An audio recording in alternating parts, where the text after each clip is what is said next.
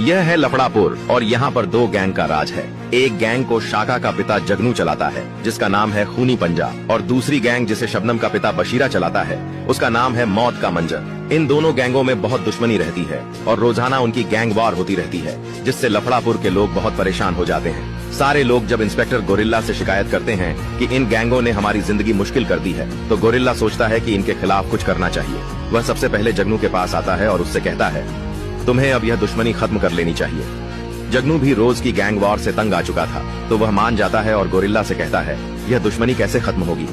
Gorilla कहता है, अब एक ही तरीका है, अगर तुम शाका की शादी शबनम से कर दो तो यह दुश्मनी रिश्तेदारी में बदल जाएगी और खत्म हो जाएगी। जगनू तैयार हो जाता है और जगनू के कहने पर शाका भी मान जाता है। जगनू बशीरा के पास जाता है और कहता है, यह रोज रोज की गैंग वॉर ठीक नहीं है, अब इस दुश्मनी को रिश्तेदारी में बदल दो।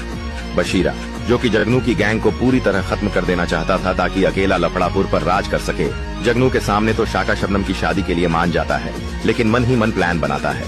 अब हमें मौका मिला पूरी गैंग को खत्म करने का।